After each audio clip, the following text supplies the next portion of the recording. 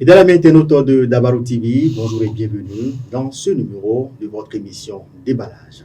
Ce matin, nous parlons de ce sujet qui tient notamment le haut des pavés depuis quelques semaines. Il s'agit de la loi portant révision de la Constitution et la relecture du code électoral introduit au Parlement par les groupes parlementaires, notamment le Bloc républicain et l'Union progressiste de renouveau.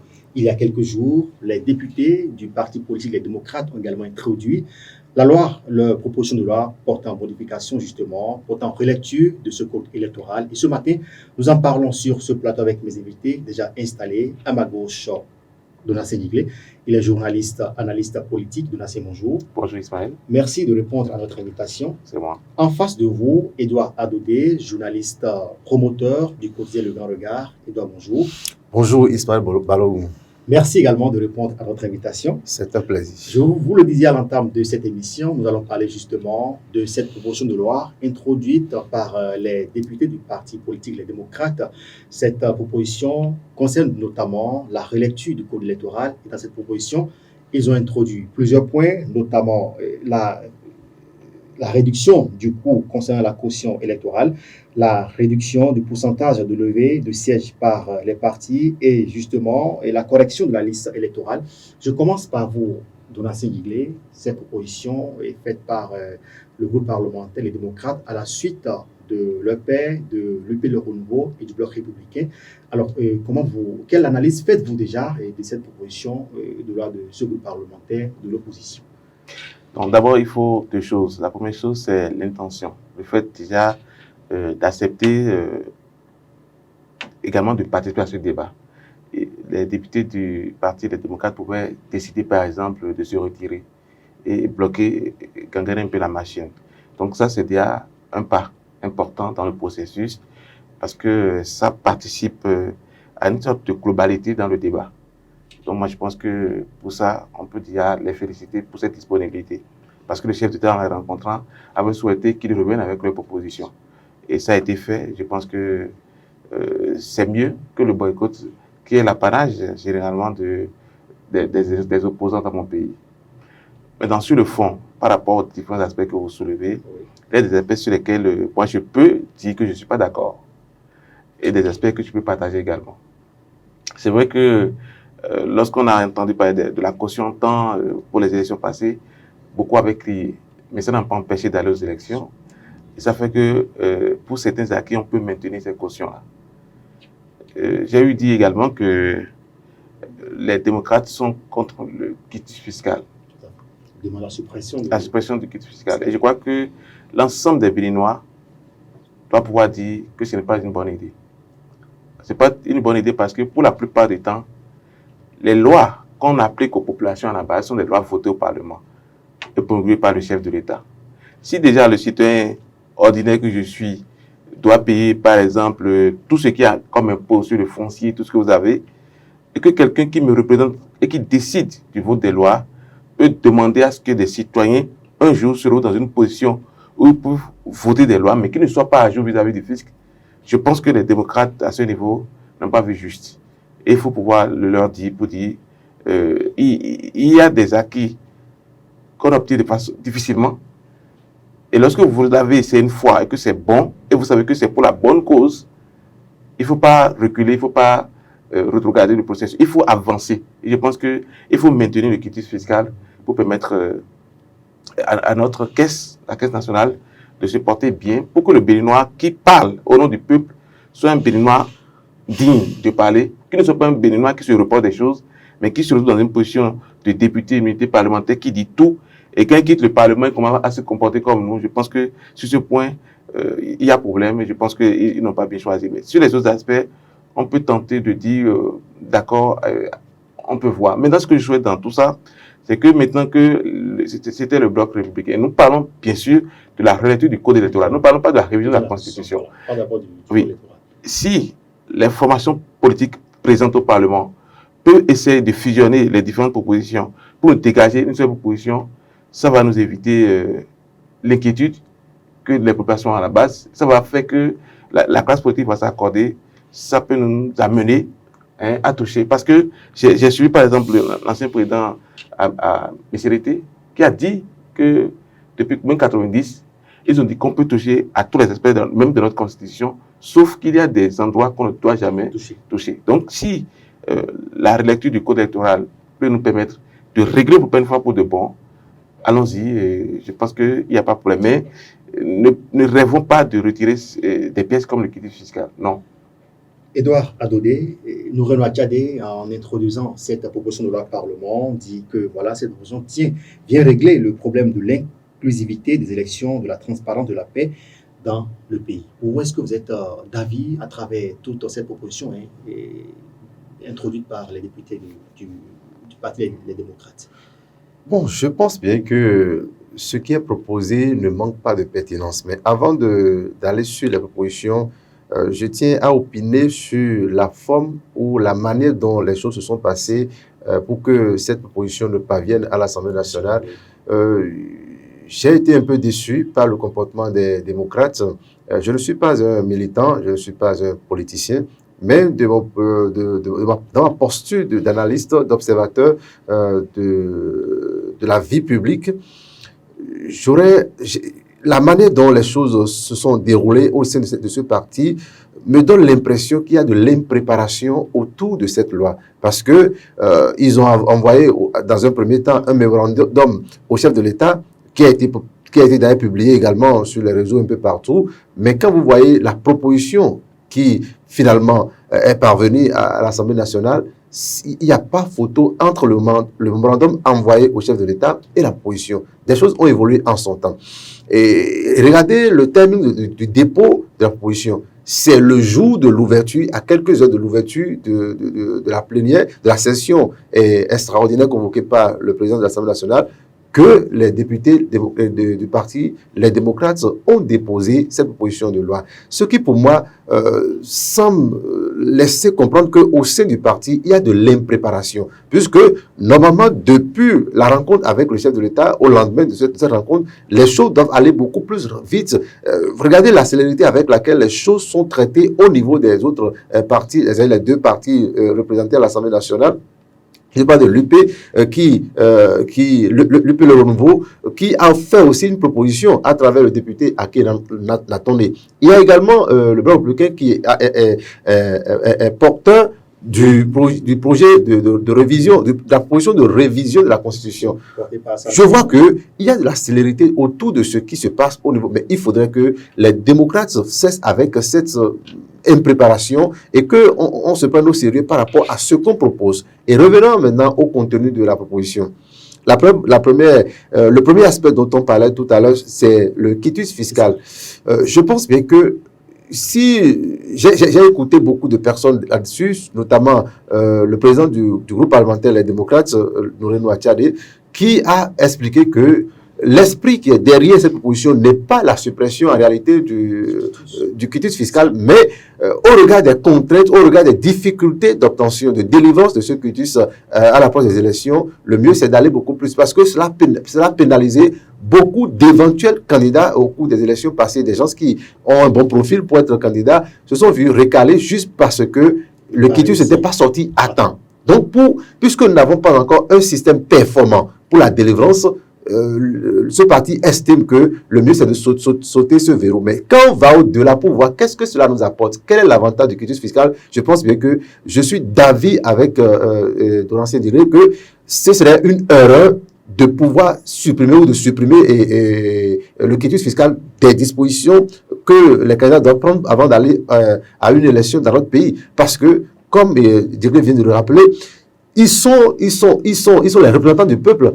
Et étant représentant du peuple, on attend d'être des exemples pour ce peuple-là. Donc, je pense bien qu'on peut demander. Je pense qu'on n'a pas besoin de passer par une loi pour surmonter la difficulté soulevée par Noureno Tchadé. Si tant est que c'est ce sont les tracasseries ou la difficulté à obtenir à temps le quitus qui motive cette proposition, je pense qu'on n'a pas besoin forcément de passer par une loi pour sauter ou pour surmonter ces difficultés-là. On pouvait chercher, on pouvait faire des demandes à l'endroit de l'administration fiscale afin qu'on trouve un mécanisme beaucoup plus fiable, parce qu'aujourd'hui nous sommes dans la numérisation des services publics. Pourquoi ne pas mettre beaucoup plus d'accent, pourquoi mettre plus de moyens à la disposition de l'administration fiscale, de sorte que avec un clic, chacun puisse obtenir son quitus fiscal, même si nous ne sommes pas en période électorale. Donc, je pense que c'est là où il faut beaucoup plus travailler. On n'a pas forcément besoin d'une loi pour surmonter cette difficulté-là. Sinon, ce serait vraiment un recul au plan économique pour notre pays parce que au cours de la période électorale, il y a beaucoup de potentiels candidats qui se mettent au pas vis-à-vis du fisc. Et c'est bon pour la caisse de l'État. Donc, quand c'est comme ça et qu'on aspire gouverner un État, on ne peut pas revenir sur ces acquis-là. C'est un acquis qu'on doit préserver pour l'avenir parce que nous avons besoin des citoyens exemplaires pour nous représenter à l'Assemblée nationale. D'accord. Donatien Néglet, je reviens à vous. Des propositions de loi portées par ces groupes parlementaires, le P, le Renouveau, le Bloc républicain, mais qui sont tous des partis soutenant le pouvoir en place. Pourquoi ces deux partis sont partis en rang dispersé alors qu'ils pourraient quand même, ces partis pourraient quand même proposer une loi ensemble et l'introduire au Parlement? Non, j'ai écouté Edouard tout à l'heure. Vous savez, nous sommes sur un terrain purement politique. Et parfois, il faut donner l'impression, même si ce n'est pas la réalité. J'avais déjà écouté le chef d'État, et j'ai noté ça sur votre plateau ici, qui a dit une chose et son contraire. Qui a dit, par exemple, que sur la loi, concernant la loi sur l'amnistie, lui, il travaillera à aller contre parce que pour lui, il n'est pas question d'aller des gens qui ont vandalisé, des gens qui ont posé des actes, il faut les sanctionner. Et le chef d'État revient dire, lorsqu'il s'agit de la révision de la Constitution, qu'il n'est pas pour, mais lorsque ça va quitter le Parlement et qu'ils vont voter, qui va promettre le même jour. De quel pouvoir dispose-t-il pour empêcher le vote d'une loi sur l'amnistie? Et de quel pouvoir dispose-t-il aujourd'hui? Est-ce que finalement, il n'a plus de décision sur cette formation politique pour les voir faire et il constatera, il va prendre. Pour dire que en politique, parfois, on donne l'impression. Oui, les gens veulent montrer une certaine autonomie, malgré qu'ils soient de la mouvance, et ça, c'est un jeu politique. Sinon, on dirait que quand ils vont se mettre ensemble, on dira que c'est peut-être le président Patrice Talon qui a fabriqué un document qu'il a confié dans le Parlement, donc qui montre qu'ils sont un peu autonomes. Ce n'est pas forcément un rang dispersé. Nous avions 3 formations politiques présentes au Parlement. On ne doit pas être surpris de constater que toutes les fois, il y a 3 propositions. Maintenant, là où on ne doit pas être trop surpris, c'est ce que vous dites. Parfois, il peut arriver qu'au niveau du BR et de l'UPR, qui parlent le même langage pour nous sortir un document. Mais ce qui ne doit pas nous surprendre également, non plus, c'est que nous ne soyons pas surpris que l'opposition reste toujours dans la contestation. Et que par moment, l'âge de l'Est vous dit, bon, ok, ici, on donne notre accord. Donc, c'est un jeu politique et ça ne me surprend pas. Parce que vous allez voir que sur le projet de révision de la Constitution, parfois, il y a des députés de la mouvance qui sont sortis pour dire non, on n'est pas d'accord. Mais quelques jours après, vous allez voir qu'ils sont dans une position mitigée. Bon, c'est un jeu politique. Et c'est l'apanage de l'Assemblée, ça ne me surprend pas. D'accord. Pour vous, Edouard Oudé, ces différentes propositions de loi introduites, est-ce que ces lois ont la chance quand même de prospérer quand on sait quand même que c'est dans l'intérêt général et cela va ouvrir la voie pour les élections de 2026? Non, quoi qu'on dise, il y aura modification au niveau du code électoral parce que c'est devenu une tradition pour notre pays à la veille de chaque élection. Est-ce que c'est normal? Bon, est-ce que c'est normal? Je ne dirais pas que c'est normal ou c'est pas normal. Ça, tout dépend de ceux qui nous représentent et des intérêts qui sont en jeu. Donc, une loi n'est pas un livre saint qu'on ne touche pas. Donc, changer les lois, pour moi, ça ne me gêne pas. Si tant est que c'est pour corriger des erreurs qu'on a commises par le passé, je pense bien que ce n'est pas gênant pour moi de voir des lois modifiées de temps en temps. Maintenant, est-ce que si ça va prospérer, qu'est-ce qui va prospérer? Voilà. Je pense bien que, au regard de la configuration actuelle du Parlement, la proposition du député Akéna Tondé a plus de chances de prospérer. A plus de chances parce qu'ils ont la majorité. Donc, même sans les députés démocrates, ils peuvent voter leur loi et continuer le chemin. Maintenant, c'est les propositions faites par les démocrates. C'est là où il faut beaucoup voir qu'est-ce qu'on pourrait choisir de tout ce qui est fait ou de ce qui est proposé à l'Assemblée nationale. Nous avons déjà parlé du quitus fiscal qui a très peu de chances de passer. Mais quand je prends l'aspect des arrondissements, dans l'organisation des élections. J'ai été déçu là, par exemple, par rapport à l'opinion du député Akhenatonde sur le sujet, qui croit que non, bon, c'est une manière de créer plus de charges pour les élections, de créer plus de coûts pour les élections. Donc je pense, mais au regard des erreurs du passé, ce n'est pas inutile de créer au niveau des instances décentralisées ou au niveau décentralisé des instances qui rassurent de la crédibilité et de la transparence des élections. C'est une aberration de confier la gestion des élections à un seul individu au niveau arrondissement. Vous savez que c'est par là que beaucoup de choses se passent, parce qu'il est beaucoup plus facile d'influencer un individu que d'influencer un groupe. Et si ça doit être un groupe, vous convenez avec moi que ce serait un groupe composé de toutes les forces. Donc, chacun aura à envoyer quelqu'un pour contrôler l'autre, ce qui fera qu'on a plus de chances d'avoir des élections plus ou moins transparentes, des élections plus crédibles que ce qui se passe aujourd'hui. Donc, sur ce point, par exemple, moi, je suis d'avis avec cette proposition faite par les démocrates. Il faut essayer d'avoir un conseil au niveau de l'administration, des arrondissements.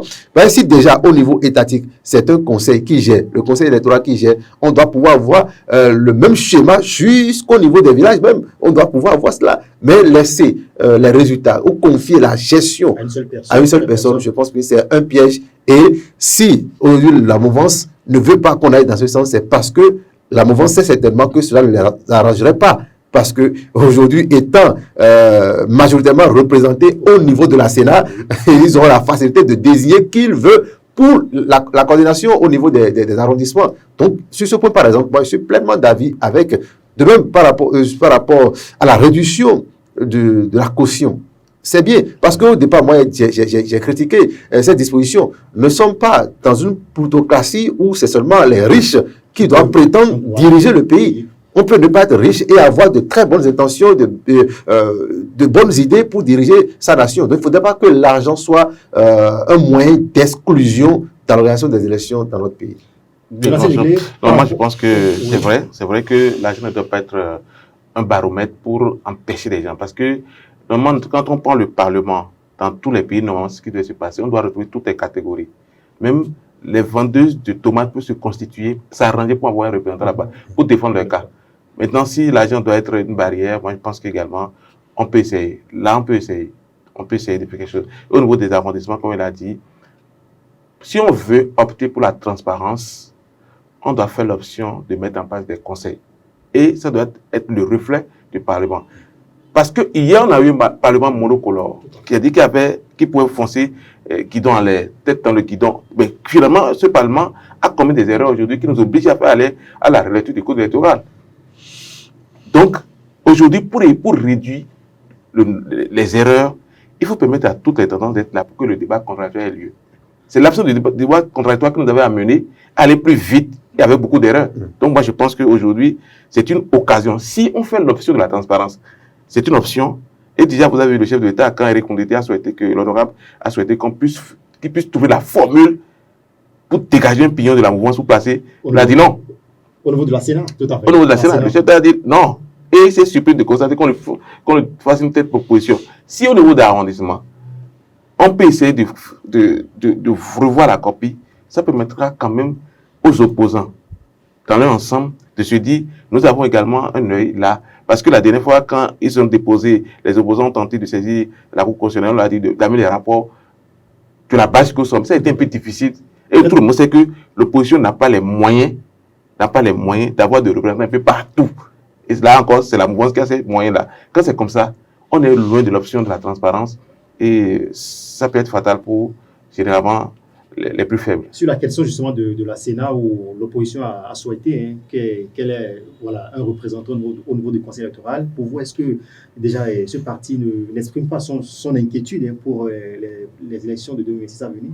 C'est que je suis un peu passionné par tout ce qui se passe dans mon pays. Parce que de 90 jusqu'en 2016, à côté, dans le commun des Béninois, dans la tête des Béninois, il était dit que les décisions de la Cour sont sans recours. Mais avec Djogbenou, on a assisté quand même à des gymnastiques. Et gymnastique, vous dites? Qu'est-ce que vous voulez que je dise en tant que profane? Ce qui est sûr, il a bouleversé des lois, des décisions prises par ces aînés. Et on a évolué dans ce sens. Mais aujourd'hui, on constate que tout ça n'a pas arrangé. Tout ça n'a pas arrangé. Ça veut dire quoi? Ça veut dire que si on veut, on peut utiliser les mêmes formules. Si le chef d'État veut, il peut utiliser les mêmes formules. Parce qu'il a dit quelque part qu'il veut retourner au pays tel qu'il a vu en 2016. Il est capable de bouger des pions pour contenter s'il veut contenter. Mais la politique ne tolère pas les ouvertures. Parce que quand tu permets à l'adversaire, tu lui donnes une petite ouverture, ça peut être fatal pour toi plus tard. Donc, comprenez qu'il soit dans la disposition de dire, je prends mes dispositions pour ne pas me faire surprendre. Donc, nous sommes sur un terrain politique et rien ne m'étonne dans ce qui se passe en réalité. Rapidement sur la loi fondamentale, une loi portant modification de voilà. Non, sur la loi fondamentale, moi je suis analyste politique, d'accord, mais je ne suis pas juriste, je ne suis pas constitutionnaliste, mais j'ai écouté des juristes et des constitutionnalistes. Voilà. Quand on prend des baobabs comme Robert Doussou, Théodore Olo, qui sont encore vivants, ce sont des gens à aller consulter. Et pour le moment, eux, ils disent qu'il n'y a pas encore urgence. Je m'aligne derrière eux pour dire qu'il n'y a pas encore urgence. Edouard, sur la question? Bon, je ne voudrais pas parler de la Constitution, puisqu'il y a assez à dire, selon moi, au niveau de la modification. Pour le moment, je m'aligne derrière eux. Du code électoral, il y a beaucoup à dire à ce niveau, parce que, pour moi, quoi qu'on dise, il faut que nous soyons sûrs que les députés et les maires actuels ont très peu de chances de parrainer en 2026. Ça, c'est clair. Et c'est le combat, on pourrait dire, du groupe parlementaire. Le chef d'État a été clair par rapport à ça. Il a été clair pour dire que, selon l'esprit de législateur de 2019, c'est que le parrainage est l'apanage des députés, c'est-à-dire des élus de 2026. Alors, quand vous voyez la modification ou les propositions faites par l'honorable Akhenatonde, c'est pour que les députés qui sont actuellement là et les maires qui sont là actuellement n'aient pas le droit de parrainer. Donc déjà, je vois que c'est déjà là le combat, un combat de perdu pour le parti, les démocrates, parce qu'ils n'auront pas gain de cause, parce que nous sommes ici en présence d'une loi, et pour une loi, il suffit de la majorité simple pour le faire. Revenons sur votre question sur la modification de la Constitution.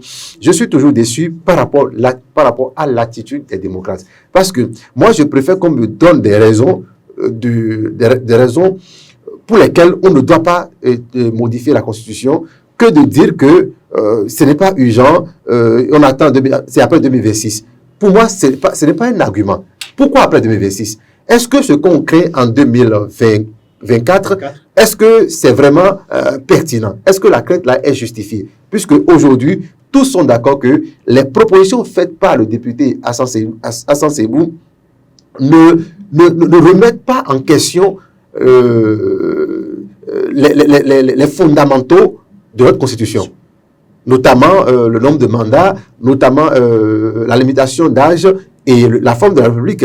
Alors quand c'est comme ça, je pense qu'il faut mener le débat sur un plan beaucoup plus technique, mais se prévaloir de sa minorité de blocage pour dire non, il n'y aura pas de révision, on attend 2026, pour moi, ça manque un peu de responsabilité de la part de ce parti-là.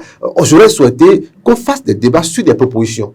Telle proposition, ça ne peut pas marcher, mais dit tout de gros, bon, il n'y aura pas de révision de la Constitution si ce n'est qu'après 2026. Pour moi, c'est ce qui... Je suis gêné, je suis un peu gêné. Je vais aider Edouard à savoir pourquoi ça se passe comme ça. En réalité, le débat n'est même pas un débat parlementaire. C'est un débat de préjugés. Pourquoi? Parce que hier, depuis 1990, on a fait une option au niveau du Parlement. C'est-à-dire qu'on doit avoir un Parlement hétérogène, mouvance, opposition. Mais il s'est passé par expérience qu'on a eu au Parlement monocolore.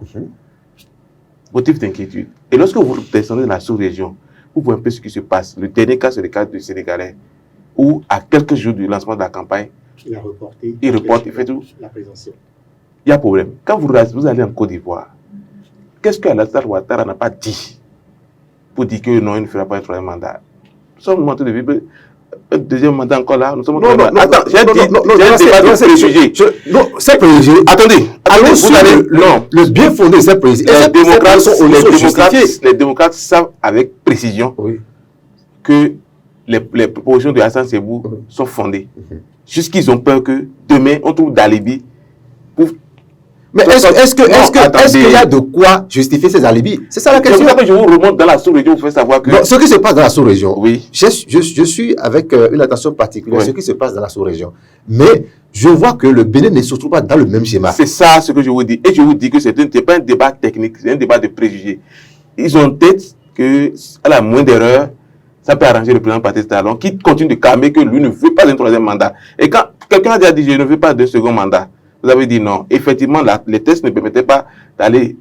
Il est venu faire un deuxième mandat, il dit je ne veux pas un troisième mandat, mais on continue de lui prêter des intentions. On lui prête des intentions. C'est pour ça que je dis que c'est un débat de préjugés, ce n'est pas un débat technique.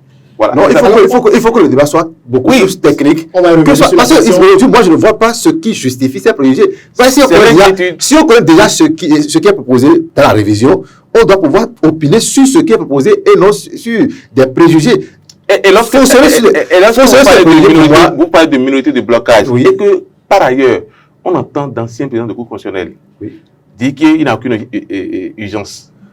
Vous vous situez où alors? Non, vous voyez, c'est pas parce qu'on est ancien président de la Cour constitutionnelle qu'on n'a pas de casquette politique. Donc, je ne m'allie pas forcément sur derrière parce qu'ils sont anciens présidents de la Cour constitutionnelle. Mais pour moi, je veux un débat beaucoup plus technique avant 2026. Comme vous le savez très bien, la CEDEAO a décidé de lever avec effet immédiat les plus lourdes sanctions imposées au Niger depuis la prise de pouvoir à Niamey et par le régime militaire qui a renversé le président Mohamed Bazoum et en juin dernier. Et les frontières et justement et l'espace aérien nigérien seront réouverts. Les transactions financières entre les pays de la CEDEAO et le Niger de nouveau autorisées. Je commence par vous, Edouard Dodé sur la levée de ces sanctions qui, je dirais, ces sanctions ont duré plus de 7 mois. Dites-nous déjà, la CEDEAO, médecin après la mort, selon vous? Non, ce n'est pas médecin après la mort, mais ils ont tenté de faire quelque chose pour montrer leur existence. Bon, la CEDEAO a fait quelque chose pour prouver son existence.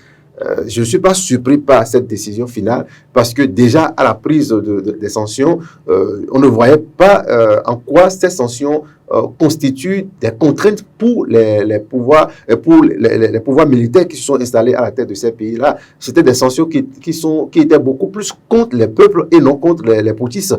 Donc quand c'est comme ça, ces sanctions avaient très peu de chances de prospérer et revenir à la case de départ. Pour moi, ce n'est pas surprenant de la part de la CEDEAO parce que la CEDEAO aujourd'hui n'a pas encore tous les moyens de sa politique, n'a pas encore tous les moyens de ses ambitions. Donc nous devons, quand c'est comme ça, on est tenu de rester avec ces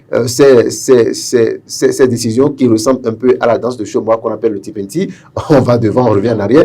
Donc pour moi, ce n'est pas surprenant parce que c'est l'étape actuelle ou l'état actuel d'évolution de la CEDEAO qui permet cette égiversation-là.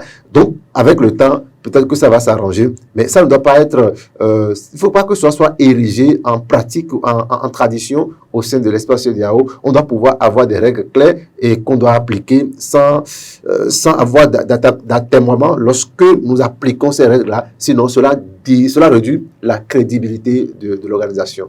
De la CEDEAO? Non, la CEDEAO vient d'être éprouvée. Éprouvée parce que quand vous êtes une organisation, une communauté, et que finalement, un pays membre peut, à travers son entêtement, vous amener à rengainer, ça veut dire que vous avez été éprouvé. Ouais, vous avez été éprouvé. Donc, c'est ce qui s'est passé avec le Niger. C'est ce qui s'est passé avec le Niger. Finalement, parce qu'on a vu l'ONU qui a reconnu les putschistes, on a vu plusieurs organisations, même les États-Unis, la Maison Blanche a reconnu les putschistes. Et quand ça se passe comme ça, vous êtes qui ici pour ne pas les reconnaître? Or, nous savons que le cas du Niger est un cas parmi tant d'autres.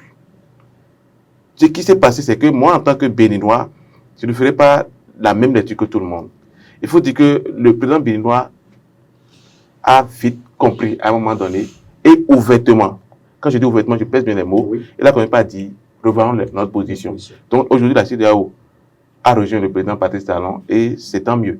Maintenant, qu'est-ce qu'il reste à faire? Il va falloir maintenant que notre président mette en place toute disposition, toute relation diplomatique pour rétablir les rapports entre le Bénin et le Niger. Parce que selon les informations, les frontières du côté du Niger ne sont pas encore ouvertes. Pour le moment, on a dit avec effet immédiat, mais on constate que les Nigériens ne sont pas encore prêts à collaborer avec nous.